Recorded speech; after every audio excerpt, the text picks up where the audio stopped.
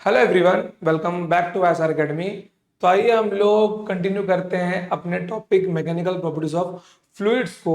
तो आज जो टॉपिक हम लोग पढ़ने वाले हैं उसका नाम है सरफेस टेंशन और एक्सेस प्रेशर। ठीक है बच्चों, these are the most important topic for this topic, sorry for this part. तो ये जो टॉपिक है आपका बच्चों ये बहुत ही ज्यादा इंपॉर्टेंट है। ठीक है, आपको ये एकदम अच्छे से समझना है। एक्सेस प्रेशर के बाद में एक टर्म आने वाला है आपका सरफेस एनर्जी करके। ठीक है, तो सरफेस एनर्जी का जो फॉर्मूला मैं आपको दूंगा वो बहुत अच्छे से आपको कम से कम 10 बार लिख के वो याद करना होगा। प्रूफ याद करने की कोई जरूरत नहीं है। हाँ, बोर्ड्स के लिए प्रूफ आप लोग देख सकते हो, मैं यहाँ पे दिखाऊंगा, बट फॉर द एग्जाम जो टेक्स्ट बुक वाला फॉर्मूला उसको यूज नहीं करना है, जो मैं दूंगा आपको वो यूज करना है, क्योंकि वो फॉर्मूला थोड़ा सा लेंदी है। तो आपको कम से कम 10 से 20 बार अपने बुक पे लिख के उसको याद करना होगा। ठीक है बच्चों, तो आइए हम लोग अपने टॉपिक की शुरुआत करते हैं। तो जो पहला टॉपिक है आज का वो है सरफेस टेंशन। ठीक है, चलिए, जैसे देखिए इस टॉपिक के नाम में ही लिखा हुआ है। ठीक है, इस टॉपिक के नाम में ही लिखा हुआ है सरफेस टेंशन। मतलब ये बताना क्या चाहता है, बोलना चाहता है भैया हम लोग बात करना चाहते हैं सरफेस पर लगने वाले टेंशन की। किसकी बच्चों? सरफेस पर लगने वाले टेंशन की। सरफेस पर टेंशन। ठीक है, सरफेस पर टेंशन। डेफिनेटली आपने बहुत सारे सरफेस को स्ट्रेच होते हुए देखा होगा। फॉर एग्जाम्पल, अगर आपके पास बलून है जो आप लोग उसको हवा भरते हो तो उसकी सरफेस क्या होती है? उसकी सरफेस स्ट्रेच हो जाती है। उसकी सरफेस पे क्या होता है? उसकी सरफेस पे टेंशन अप्लाई होता है। ठीक है, तो वो जो स्ट्रेच सरफेस होता है हम लोग आज उसी के बारे में पढ़ने वाले हैं। अब जैसे फॉर एग्जाम्पल हम लोग यहाँ पर बात करते हैं लिक्विड सरफेस की। ठीक है, जो अपना लिक्विड सरफेस होता है, ठीक है, जो बच्चों अपना लिक्विड सरफेस होता है वो स्ट्रेच मेम्ब्रेन जैसा बिहेव करता है। वो कैसा बिहेव करता है बच्चों? वो स्ट्रेच मेम्ब्रेन जैसा बिहेव करता है। क्या क्या क्या करता है? तो वो स्ट्रेच मेम्ब्रेन जैसा बिहेव करता है। ठीक है, इतना ही लिख लो, स्ट्रेच मेम्ब्रेन जैसा बिहेव करता है। अगर हम लोग प्रैक्टिकल की आम बात करते हैं तो आप लोग अपना ये साइड का गाल अगर फुला के देखते हो तो यहां पर क्या हुआ? यहाँ पे हल्का सा आपने अंदर के साइड से फोर्स लगाया, मतलब क्या किया आपने? प्रेशर अप्लाई किया, तो यहाँ पे क्या हो गया? यहाँ पर स्ट्रेच जनरेट हो गया। ठीक है बच्चों, कोई डाउट इसके अंदर नहीं? देखो, जैसे कि हम लोग जानते हैं बलून और बबल स्ट्रेच सरफेस दोनों में होता है। ठीक है बच्चों, बलून और बबल दोनों में क्या होता है? दोनों में स्ट्रेच सरफेस होता है और मतलब सरफेस टेंशन रहता है। मैं यहाँ पे बोल सकता हूँ कि यहाँ पे क्या होगा बच्चों? यहाँ पे ज्यादा मजबूत होगा। ठीक है, यहाँ पर क्या होगा? ज्यादा मजबूत होगा फोर्स।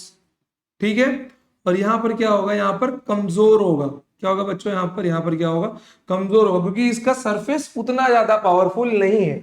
अगर हम लोग सॉलिड मॉलिक्यूल्स की बात करते हैं, ठीक है, अगर हम लोग सॉलिड मॉलिक्यूल्स की बात करते हैं तो क्या होते हैं? तो वो स्ट्रांग होते हैं। ठीक है, उनके बीच में फोर्स कितना है? तो उनके बीच में फोर्स होता है स्ट्रांग फोर्स। ठीक है, कैसा होता है? स्ट्रांग फोर्स होता है। फिर अगर मैं लिक्विड मॉलिक्यूल्स की बात करता हूं, अगर मैं लिक्विड मॉलिक्यूल्स की बात करता हूं तो उसमें क्या होता है? उसमें वीक फोर्स होता है। ठीक है, मीन्स होता है बट वीक होता है। और अगर मैं गैस मॉलिक्यूल्स की बात करता हूं, अगर मैं गैस मॉलिक्यूल्स की बात करता हूं तो उनमें क्या होता है? उनमें फोर्स न के बराबर होता है। ठीक है बच्चों, उनमें फोर्स क्या होता है? न के बराबर होता है। मीन्स नेग्लिजिबल भी लिख सकते हैं, क्या ही हिंदी लिखे। क्या होता है इनके अंदर फोर्स बच्चों? नेग्लिजिबल मात्रा में होता है। ठीक है बच्चों, आई होप कि आपको इतनी बातें समझ में आ गई होंगी कि जिसके बारे में हम लोग बात करना चाहते हैं। आगे जाकर आपको सरफेस टेंशन का एक फॉर्मूला मिलने वाला है। सरफेस टेंशन को डिनोट किया जाता है इस सिंबल से, T equals to, surface tension का फॉर्मूला होता है फोर्स अपॉन लेंथ। क्या होता है बच्चों? फोर्स अपॉन लेंथ होता है। अब आगे इसका मीनिंग देखते हैं हम लोग, उसके पहले हमको एक चीज समझनी है, कोहेसिव फोर्स। ठीक है। इसके अंदर फोर्स के दो टाइप दिए गए, कोहेसिव फोर्स और अधेसिव फोर्स। या आपने क्लास 9th और 10th में अच्छे से देखा होगा, स्टेटमेंट थोड़ा हम लोग अच्छे से फिर से देख लेते हैं। और ये सब आपको अपने नोट्स में लिखने हैं, ठीक है बच्चों। देखो यहाँ पर क्या दिया गया है, देखो the force of attraction between the molecules of the same substance is called cohesive force. ठीक है, जब सेम सब्सटेंस के बीच में मॉलिक्यूल्स में अट्रैक्शन होता है, ठीक है, जब सेम सब्सटेंस के बीच में मॉलिक्यूल्स में अट्रैक्शन होता है उसको क्या बोलते हैं हम लोग, कोहेसिव फोर्स बोलते हैं। इन केस ऑफ सॉलिड्स, कहां भाग रहा है भाई, in case of solids the force of cohesion is very large. देख रहे हो, अगर मैं सॉलिड्स की बात करता हूं तो उसमें force of attraction same molecules के बीच रहता है, बट हो क्या था, वो बहुत ज्यादा होता है, क्योंकि उसके पास क्या होता है, इसकी वजह से उसके पास एक डेफिनेट शेप और साइज होता है। इसकी वजह से उसके पास क्या होता है, डेफिनेट शेप और साइज होता है। सॉलिड्स के मॉलिक्यूल्स के बीच लार्ज कोहेशन फोर्स होता है, क्योंकि वो दोनों क्या है, सेम है, इसके लिए उनके पास एक डेफिनेट शेप और साइज होता है। अगर मैं लिक्विड की बात करता हूं तो लिक्विड के मॉलिक्यूल्स के बीच में जो फोर्स ऑफ अट्रैक्शन होता है वो उतना नहीं होता, इसलिए उनके पास में डेफिनेट शेप और साइज नहीं होता। और गैस के पास तो बिल्कुल होता है, न के बराबर होता है, अभी देखा हमने। ठीक है, the force of cohesion in case of liquids weaker then that of solids, hence the liquid do not have definite shape but have definite volume। इतना ध्यान में रखना, लिक्विड के पास डेफिनेट शेप और साइज नहीं है, बट उसका वॉल्यूम हमेशा डेफिनेट रहता है। ये जो डेफिनेट वॉल्यूम का वर्ड है बच्चों, इसका ध्यान में रखना है। लिक्विड वाले केस में हम लोग बहुत जगह वॉल्यूम को बार बार इक्वल करके देखेंगे।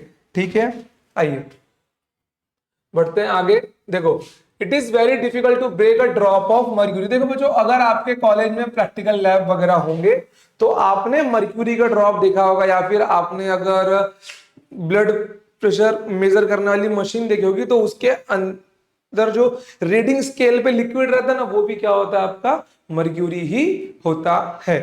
ठीक है बच्चों, चलो, into a small droplets because of the large cohesive force between mercury droplets। अभी इसके पहले हमने ये भी देखा था कि सिर्फ मर्क्यूरी ही क्यों यूज किया जाता है, और मुझे पूरी उम्मीद है कि आपको वो लेक्चर अच्छे से याद होगा। ठीक है, कि जितने भी मीटर्स बनते हैं या फिर थर्मोमीटर्स बनते हैं उनके अंदर बहुत सारी जगहों पर सिर्फ मर्क्यूरी ही क्यों होता है। कोई डाउट इसके अंदर आपको? तो ठीक है बच्चों, क्योंकि मर्क्यूरी के मॉलिक्यूल्स के बीच क्या होता है, लार्ज कोहेजन फोर्स होता है। क्या होता है यहाँ पर बच्चों, यहाँ पर लार्ज कोहेजन फोर्स होता है। इसके लिए इसके ड्रॉपलेट्स को इजीली ब्रेक नहीं किया जा सकता है, प्लस ये सरफेस को गीला भी नहीं करते। जैसे अगर आप एक टेस्ट ट्यूब में वाटर डालते हो, मर्क्यूरी डालते हो तो वाटर सरफेस को चिपक जाता है, लेकिन मर्क्यूरी सरफेस को नहीं चिपकता, क्योंकि इसके अंदर लार्ज कोहेजन फोर्स होता है। और वाटर में क्या होता है, अधेसिव फोर्स होता है। ठीक है, सरफेस के साथ में। देखो, अपना दूसरा टाइप है अधेसिव फोर्स। सारे नोट्स आपको लिखने हैं, वीडियो को पॉज मार के लिख लो, चाहिए तो मैं थोड़ा आपके लिए साइड में होगी स्लाइड्स एक बार वापस आपको दिखा देता हूं, यहीं पे वीडियो को आप लोग पॉज करके लिख लो। ठीक है, आ जाओ, अब आते हैं अगले टॉपिक पे। देखो क्या लिखा है, adhesive force. The force of attraction between molecules of the different substances is called the adhesive force। Simple सी बात है बच्चों, दो डिफरेंट सब्सटेंस के बीच में अगर हम लोग फोर्स ऑफ अट्रैक्शन करना चाहेंगे तो वहां पर कौन सा फोर्स लगने वाला है, आपका adhesive फोर्स लगने वाला है। ठीक है, अब देखो यहाँ पर एक हम लोग एग्जांपल लेते हैं, बड़ा ब्यूटीफुल सा। फेविकोल का आपने ये सिंबल तो देखा होगा, बट सपोज करो कि अगर एक हाफ बॉल है और अगर उसी के ऊपर हाफ बॉल मतलब छोटा हेमिस्फीयर और जोड़ दिया जाए और बीच की सारी एयर निकाल दी जाए और यहाँ पे जनरेट कर लिया जाए वैक्यूम। क्या बच्चों, जनरेट कर लिया जाए वैक्यूम इस ब्लैंक स्पेस में। ठीक है, इस ब्लैंक स्पेस में अगर वैक्यूम जनरेट किया जाए और तब इसको ओपन करने की कोशिश की जाए बच्चों, नामुमकिन है। ठीक है, तो ये वाला कंसेप्ट अभी आगे हम लोग देखेंगे जब हम लोग एक्सेस प्रेशर के बारे में पढ़ेंगे। ठीक है, बट अभी यहाँ पर हम लोग किसके बारे में देख रहे हैं, अधेसिव फोर्स के बारे में देख रहे हैं। ठीक है, फेविकोल आपको मालूम है हम लोग सरफेस के ऊपर लगाते हैं। The force of attraction between two different molecules, जैसे for example paper and Fevicol. Paper का मॉलिक्यूल डिफरेंट है, फेविकोल का मॉलिक्यूल डिफरेंट है, तो डिफरेंट मॉलिक्यूल्स के बीच में क्या हो रहा है, फोर्स ऑफ अट्रैक्शन लग रहा है। चलो आ जाओ, अब आ गया अपना टॉपिक। आई होप कि आपको ये सारे टॉपिक्स अच्छे से समझ में आ गए होंगे। चलिए तो एक बार लिख के ले लो आप लोग, मैं यहाँ पे इसको नोट्स को चेंज कर देता हूं। ठीक है, देखो, ठीक है, चलो बढ़ते हैं आगे। अब सरफेस टेंशन। अब देखो, सरफेस टेंशन नॉर्मल सा स्टेटमेंट है। The property of a fluid at rest due to which its free surface tries to have a minimum surface area and behave as if it were under the tension somewhere like a stretched elastic member is called the surface tension. Simple सी बात है बच्चों।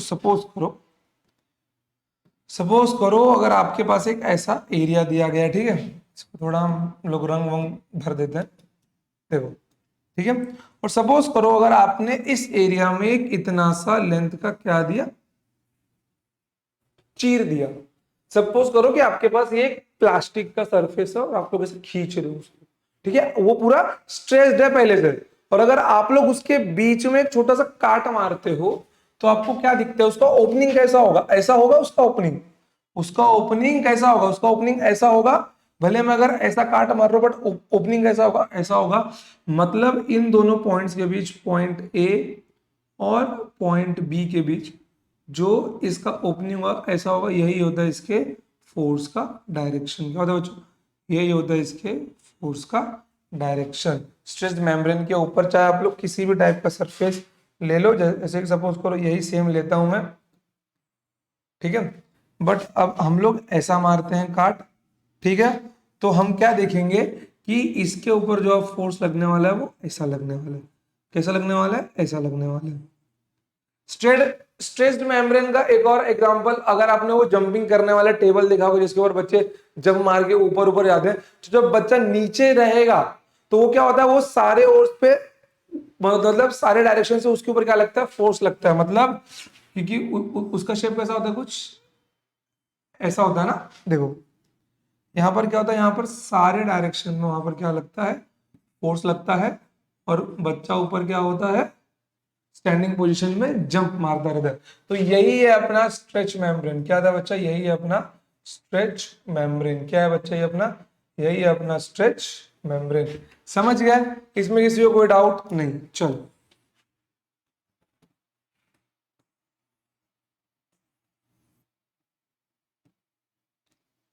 और देखो यहाँ पर क्या हो गया ये, हम्म? ये क्या हो गया। चलो कोई नहीं, पूरा ही निकाल देते हैं, आपने तो लिख लिया होगा। चलो देखो, सरफेस टेंशन।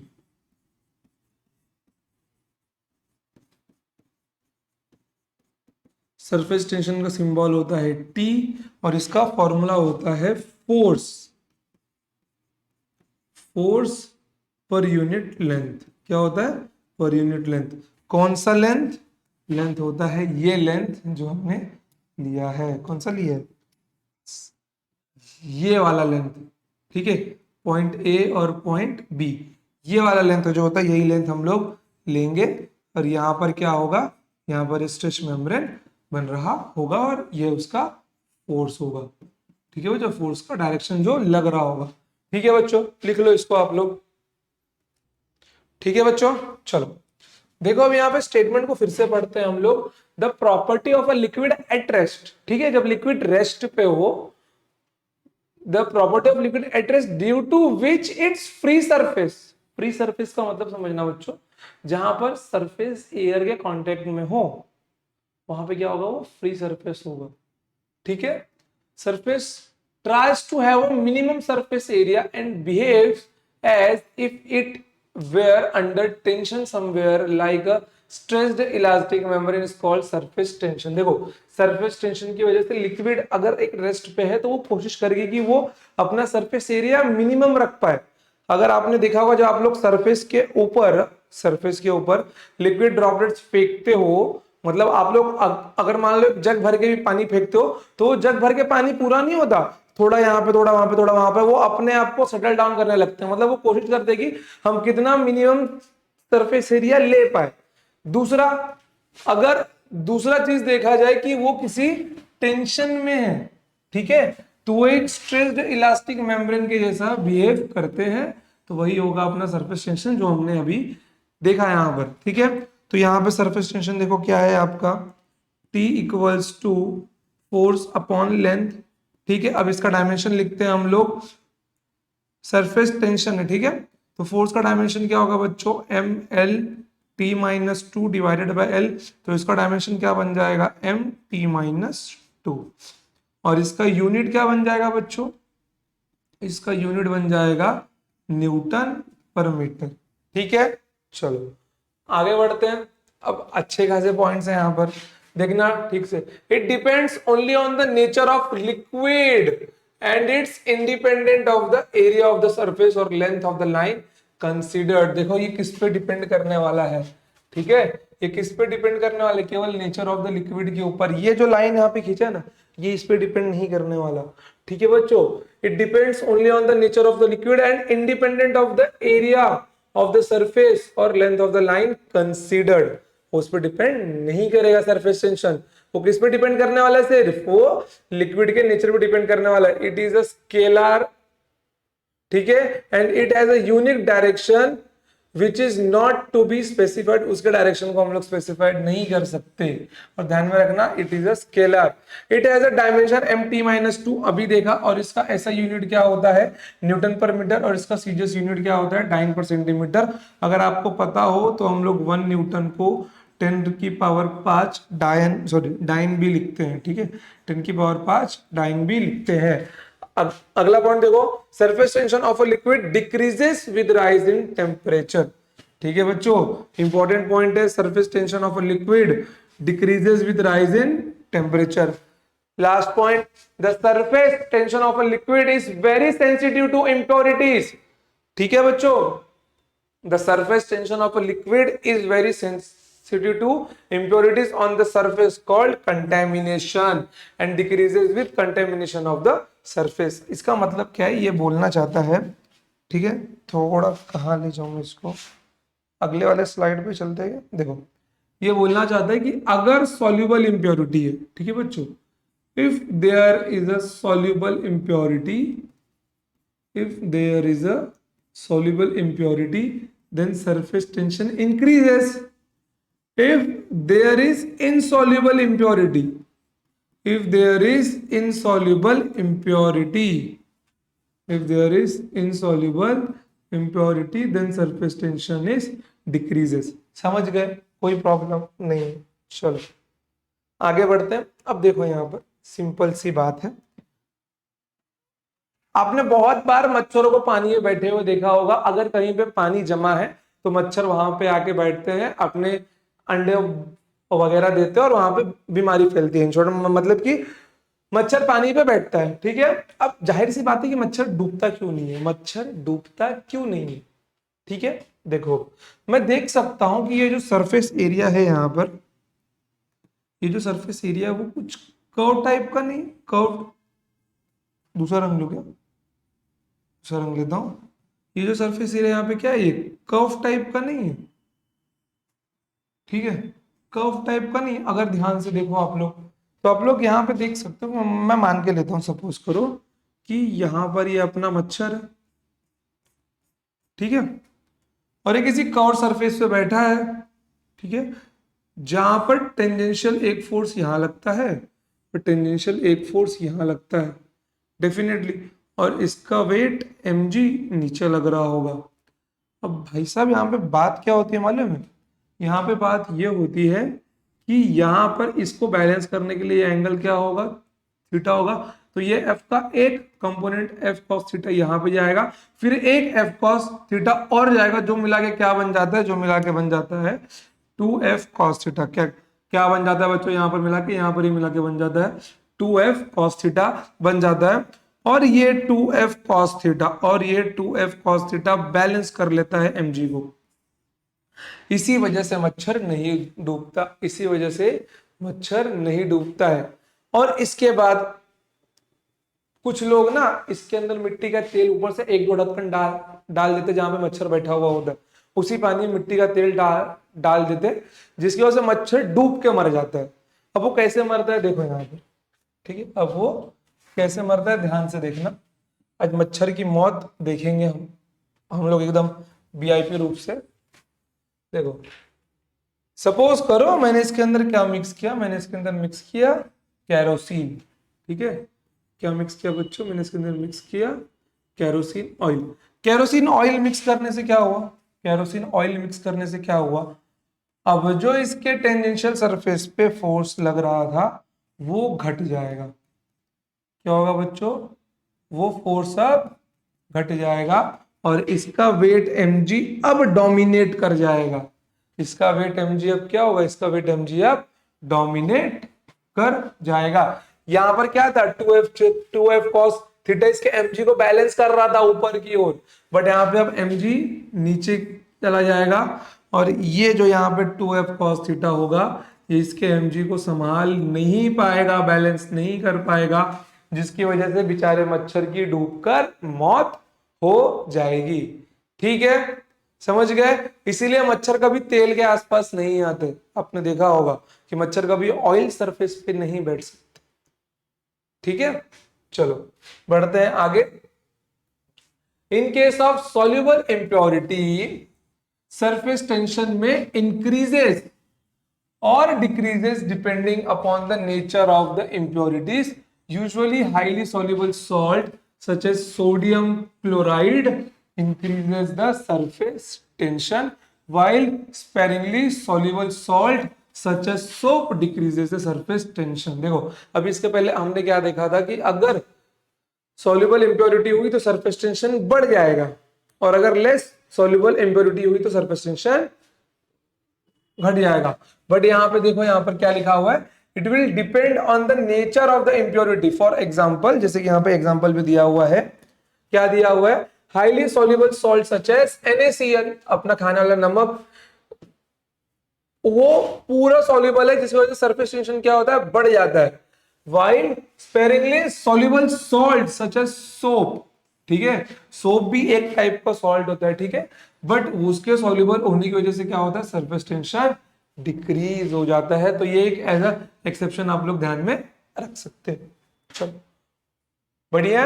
अब आया अपना एक इंपॉर्टेंट कंसेप्ट फ्री सरफेस का। बच्चों फ्री सरफेस आपको बहुत अच्छे से समझना है, फ्री सरफेस आपको बहुत अच्छे से समझना है, एकदम अच्छे से, क्योंकि आगे जब आप लोग सरफेस एनर्जी का इक्वेशन पढ़ोगे तो वहां पे एरिया में फ्री सरफेस इंक्लूडेड रहता है कि अगर एरिया, अगर जिसका एरिया देख रहे हैं हम लोग, अगर बबल का देख रहे हैं तो उसके पास फ्री सरफेस 2 होता है तो उसके अंदर 2 मल्टीप्लाई होगा, और अगर लिक्विड ड्रॉप का देख रहे हैं या फिर एयर बबल का देख रहे हैं तो हमें फ्री सरफेस 1 होता है। ठीक है, चलो आओ देखो, आप लोग यहां पे देख सकते हो ये एक बबल है। ठीक है, क्या है बच्चों, ये एक बबल है, यहां पे अंदर एयर है और बाहर भी एयर है। जो सरफेस एयर के कांटेक्ट में होगा वहां पर क्या होगा, 2 फ्री सरफेस होगा। क्या होगा बच्चों, वहां पर क्या होगा, 2 फ्री सरफेस होगा। ठीक है, क्या होगा, 2 फ्री सरफेस होगा। यहां पर ध्यान से देखो, यहां पे एयर है, एयर और गैस कुछ भी समझ लो यार, नहीं लिख रहा हूं कि अपना एयर गैस कुछ भी हो सकता है यहाँ, और यहाँ पर क्या है, यहाँ पर लिक्विड है। तो यहाँ पर फ्री सरफेस जो एयर के कांटेक्ट में वो क्या होगी बच्चों, यहाँ पर फ्री सरफेस केवल 1 होगी। ठीक है, कितनी होगी, केवल यहाँ पर 1 फ्री सरफेस होगी। कितनी होगी, केवल 1 फ्री सरफेस होगी। लिख लो इसको आप लोग अच्छे से, नोट डाउन कर लो। ठीक है बच्चों, चलो आ जाओ बढ़ते हैं आगे। देखो क्या है आगे, चलो बेस्ट है। सपोज करो कि मैंने एक रॉड लिया है अब, ठीक है, जैसे कि फॉर एग्जांपल, जैसे कि आप अपने हाथ जब पानी के सरफेस के ऊपर रखते हैं और जब उठाते हैं तो सरफेस को आप थोड़ा सा खींचते भी है ना ऊपर। आप लोग अगर कहीं आसपास आपके पानी है तो आप लोग देखो, ट्राई करो, जब आप लोग हाथ रखेंगे ना और जब उसको उठाएंगे तो क्या होगा, थोड़ा सा सरफेस का मतलब थोड़ा सा लिक्विड सरफेस आपके साथ थोड़ा ऊपर तक आता है। तो यहाँ पर क्या होगा, मैं ध्यान से देख सकता हूँ, अगर ये रॉड है और अगर ये लिक्विड सरफेस के ऊपर रखा हुआ है तो यहां से ये थोड़ा सा पानी अपने साथ लेके ऊपर जाएगा। ठीक है, यहाँ पर क्या होगा, यहाँ पर कौन सा फोर्स लगने वाला है, यहाँ पर कौन सा फोर्स लगने वाला है, डेफिनेटली मेरा सरफेस टेंशन क्या होता है, फोर्स अपॉन लेंथ होता है। ठीक है, तो फोर्स क्या मिल जाएगा, टी इंटू एल मिलेगा, एल क्या होगा, लेंथ ऑफ द रॉड। तो यहाँ पे क्या मिल जाएगा, ये मुझको मिल जाएगा टी एल, ये मुझको मिल जाएगा टी एल, और यहाँ एक नेट फोर्स ऊपर लग रहा होगा एफ। ठीक है बच्चों, अब ध्यान से देखना कि यहाँ ऊपर लग रहा होगा एफ, और यहाँ लग रहा होगा टी एल, और यहाँ लग रहा होगा टी एल, या इसका बन गया एफ बी डी। तो मैं टोटल नेट फोर्स कितना बोल सकता हूँ, मैं यहाँ बोल सकता हूँ T L plus T L, कितना लग रहा होगा बच्चों, ये लग रहा होगा 2TL। ठीक है, तो यहाँ पे फोर्स कितना लग रहा है, यहाँ पे फोर्स लग रहा है 2TL। ठीक है, बेस्ट है एकदम। चलो आगे बढ़ते हैं। Small sorry find a force required to pull a massless square frame. अब समझ लो कि एक मासलेस स्क्वायर फ्रेम दिया गया है। ठीक है, समझ लो कि अब एक मासलेस स्क्वायर फ्रेम दिया गया है। देखो मासलेस स्क्वायर फ्रेम है तो भाई साहब ये चार रॉड को मिला के तो बनाया जाएगा, ये चार रॉड्स को ही तो मिला के बनाया जाएगा।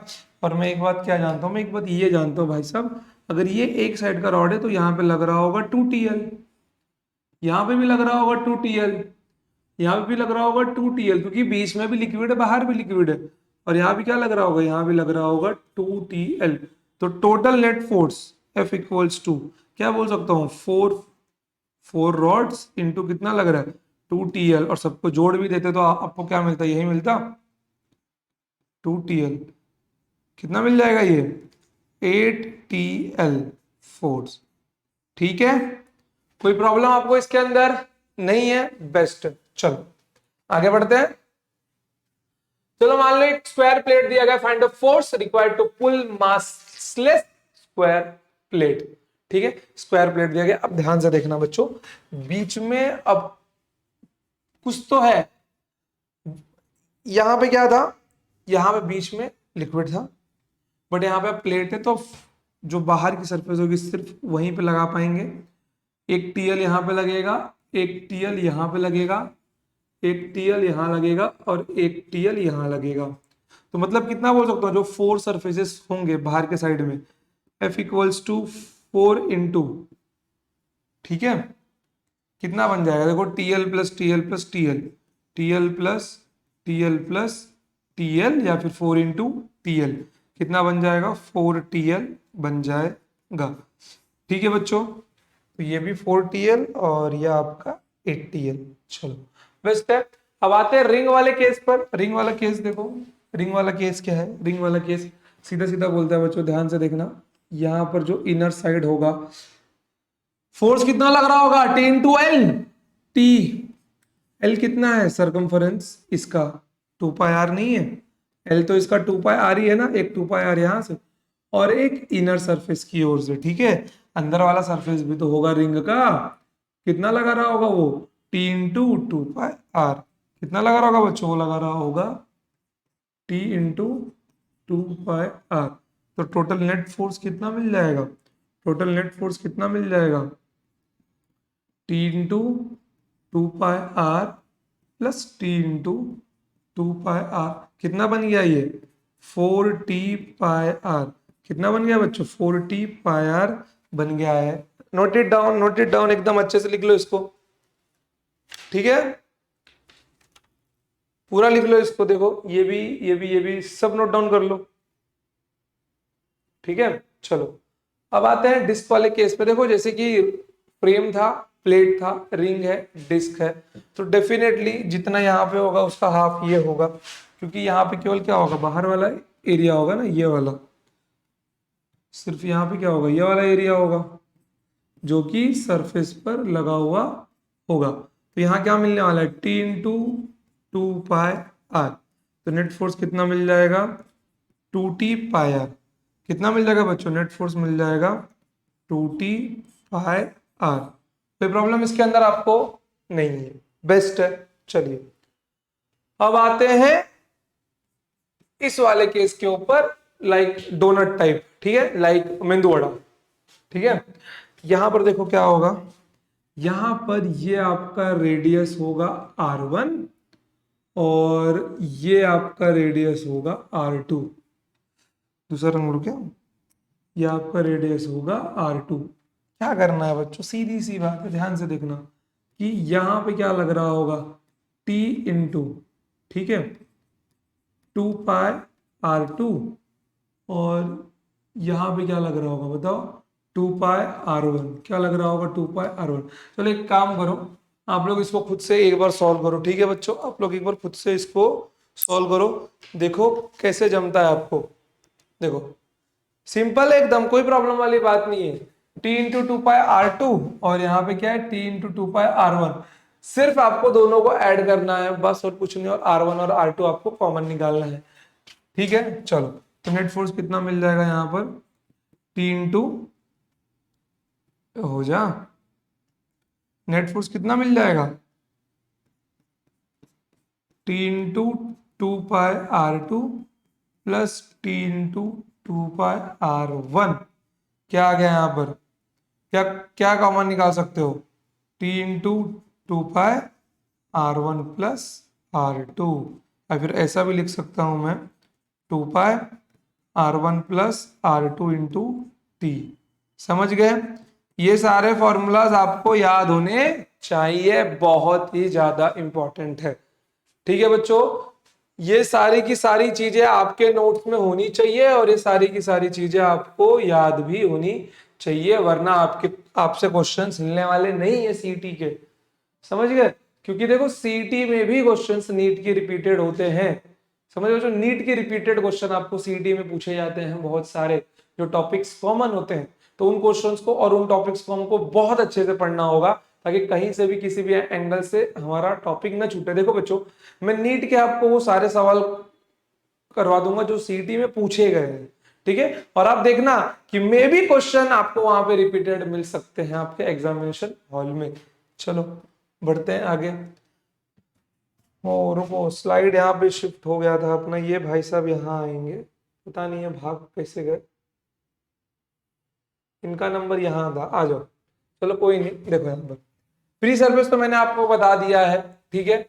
बबल वाले में कितने फ्री सरफेस होते हैं, बबल वाले में ट्रू फ्री सरफेस होते हैं, और एयर मतलब अगर एयर बबल में कितने फ्री सरफेस होते हैं, 1 फ्री सरफेस होते हैं।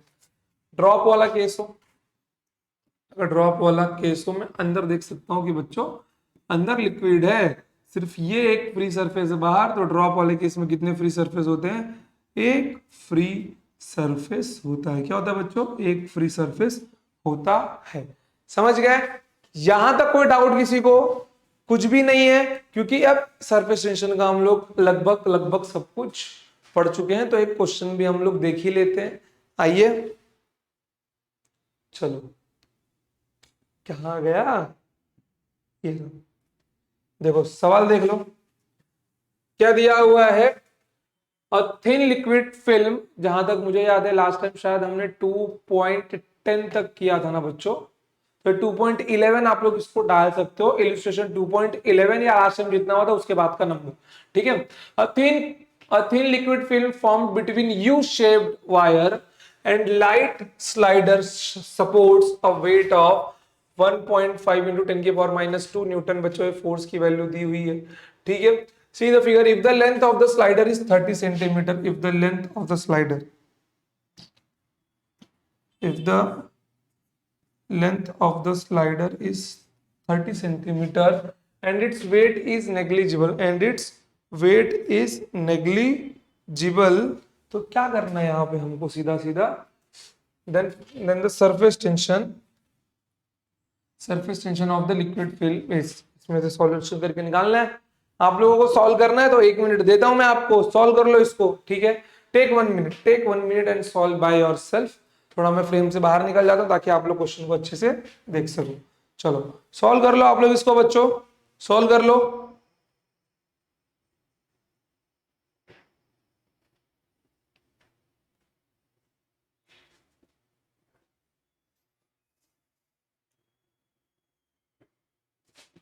ठीक है, आ जाओ। देखो यहां पर फिल्म है, ध्यान से देखना। अब फ्री सरफेस का कंसेप्ट यहां पे काम आएगा हमको। फिल्म है, मैं मान सकता हूं इस वेट को कोई ना कोई तो बैलेंस कर रहा होगा, इस वेट को कोई ना कोई तो फोर्स ऊपर की ओर बैलेंस कर रहा होगा। तो डेफिनेटली हम लोग लिख सकते हैं F equals to weight. Force क्या होता है? T into L. बट यहाँ पे T इंटू एल नहीं आएगा बच्चों। फ्री सरफेस कितना है? एक ये आगे का साइड और एक पीछे का साइड, टू फ्री सरफेस है ना। तो एक टीएल, टीएल क्या बन जाएगा यहाँ पर? 2TL बन जाएगा। वेट मेरा क्या होता है? वेट मेरा mg होता है। बस खत्म कहानी, आ गया फॉर्मूला अपने पास। क्या निकालना है इसका? Surface tension of the liquid T निकालना है। तो बस T equals to mg divided by weight मेरा mg होता है, F मेरा 2TL होगा। 2TL क्यों? एक F होता है TL, ठीक है। T equals to F by L, surface tension का फॉर्मूला F कितना मिल जाएगा? TL। This is for the one free surface. हमने अब अभी पीछे देखा TL, इसका भी एक TL होगा और पीछे वाले का भी एक रहेगा TL, तो 2TL बन जाएगा। T यहां से क्या मिल जाएगा? mg upon 2L। बेस्ट है। मास कितना दिया हुआ है ध्यान से देखो यहाँ पर। डेफिनेटली mg की वैल्यू ही दी हुई है ये, ठीक है। कितनी दी हुई है ध्यान से देखो। mg की वैल्यू कितनी दी हुई है? mg की वैल्यू दी हुई है 1.5 इंटू 10 की power minus 2 divided by 2 into L. कितना है? एल कितना है बच्चों? एल है आपका, कहाँ गया भैया? ये रहा 30 सेंटीमीटर है। सेंटीमीटर है तो इसको मीटर में कन्वर्ट कर लो। 30 इंटू 10 की पावर माइनस 2, ठीक है। तो इससे ये कैंसिल हो जाएगा। यहाँ कितना मिल जाएगा आपको? ध्यान से देखना। फिर से निकाल लेता हूँ मैं। 15 इंटू 10 की power minus 1 divided by 2 into 30। 30 टू जा क्या आ गया ये? 1/4 इंटू 10 की पावर माइनस 1। 1/4 होता है 0.25 इंटू 10 की पावर माइनस 1। ये आपका बन जाएगा 0.025 न्यूटन पर मीटर। क्या आ गया आपका? सरफेस टेंशन 0.025 न्यूटन पर मीटर। ठीक है बच्चों, कोई डाउट यहाँ तक आपको? क्वेश्चन अच्छा था, बढ़िया सवाल था, हमने अच्छे से देख लिया है। अब सरफेस टेंशन में आपको कोई भी डाउट रहना नहीं चाहिए। ये हमने एक एक टॉपिक को अच्छे से देख लिया। आई होप कि आपने नोट्स को अच्छे से बनाया होगा। ठीक है बच्चों, चलो तो जो अपना अगला टॉपिक है वो है सरफेस एनर्जी। तो इसको हम लोग शुरू करेंगे नेक्स्ट वीडियो में, क्योंकि ये टॉपिक थोड़ा सा लेंदी है। ठीक है, तो सरफेस एनर्जी का जो प्रूफ है वो इंपॉर्टेंट है, बोर्ड में 3 मार्क्स के लिए पूछा जा सकता है, और फॉर्मूला तो मोस्ट इंपॉर्टेंट है आपका। ठीक है बच्चों, चलो तो आज के लिए हम लोग इतना ही रखते हैं। क्वेश्चन को रिवाइज करना, जितना टॉपिक दिया अच्छे से पढ़ लेना, क्योंकि सरफेस एनर्जी में सबका काम लगने वाला है। तो आज के लिए इतना ही, मिलते हैं next time. Till then tata bye, जय हिंद, जय भारत, लव यू ऑल। अब इसके बाद में हमारे इस टॉपिक में फ्लूइड एट रेस्ट में क्या क्या बचा हुआ है? सरफेस एनर्जी, कैपिलरी फॉल और एंगल ऑफ कांटेक्ट। इसके बाद में फ्लूइड एट रेस्ट का टॉपिक खत्म, फिर शुरू होगा फ्लूइड्स इन मोशन। बस फ्लूइड्स इन मोशन बहुत ही जल्दी खत्म हो जाएगा बच्चों, मैक्स टू मैक्स 2 से 3 लेक्चर। फिर एक दिन आएंगे अपने सॉल्व और अनसॉल्व वाले प्रॉब्लम्स।